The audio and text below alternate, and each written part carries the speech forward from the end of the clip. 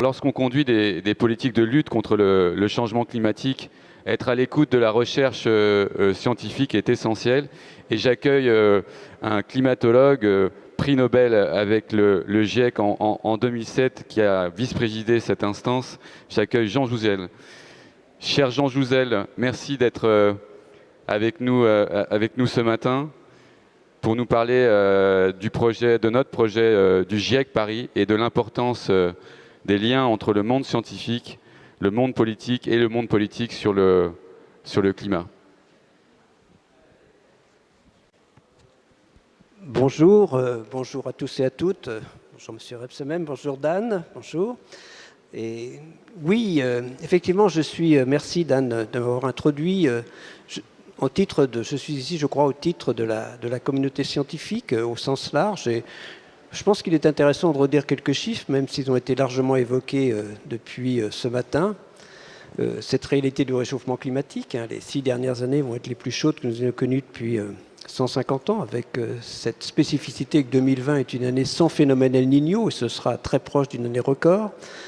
Et je pense, pour revenir à ce que l'on observe aujourd'hui, aussi bien en termes d'élévation du niveau de la mer qui s'accélère, d'intensification des événements extrêmes, eh bien, c'est ce qu'avait envisagé la communauté scientifique il y a une trentaine d'années. Et vraiment, j'ai ce regret que eh bien, notre message n'ait pas été pris très sérieusement il y a maintenant dans les années 80. Ce que nous disions dans les années 80, c'est ce que nous vivons aujourd'hui. Et ça nous incite quand même, et c'est là le message de la communauté scientifique, à prendre au sérieux ce que nous disons à échéance de 2050, d'ici 30 ans et au-delà.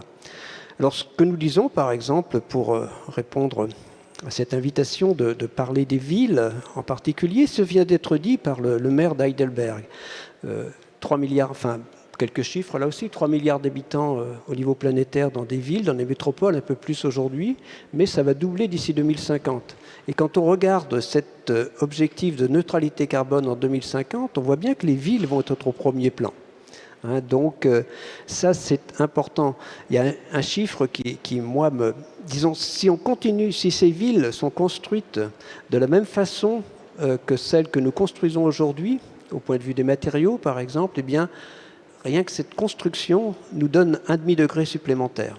Donc voilà, ces villes sont importantes et là aussi, eh bien, il y a, je crois, quand même la nécessité au niveau des villes d'avoir le maximum d'interaction avec la communauté scientifique. Alors, disons, dans beaucoup de... C'est vrai au niveau régional, ça a été dit, redit.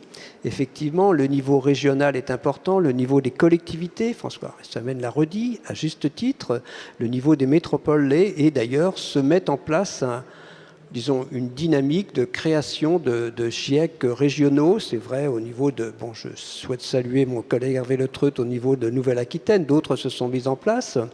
Voilà. Mais dans les grandes villes, c'est aussi important d'avoir, je crois, ce regard des scientifiques. Il y a des problèmes spécifiques dans les métropoles et c'est pour ça que je salue effectivement cette initiative de création alors d'un GIEC parisien, en tout cas d'un endroit où scientifiques, des scientifiques, disons, très impliqués dans disons d'abord des scientifiques, on en a beaucoup en région parisienne qui travaillent sur le climat, mais qui sont aussi, les jeunes sont extrêmement impliqués, donc avec ce regard des scientifiques, cette nécessité d'évaluation aussi de ce qui se passe, c'est important, et je crois qu'il peut y avoir à ce niveau des villes une aide efficace de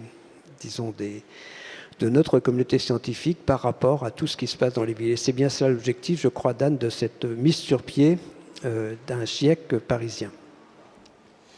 Merci, cher Jean Jouzel, pour cette présentation, ce message inspirant. Le GIEC Paris va nous aider effectivement à produire des connaissances déjà interdisciplinaires sur le changement climatique et évaluer les expérimentations effectivement que nous menons à Paris.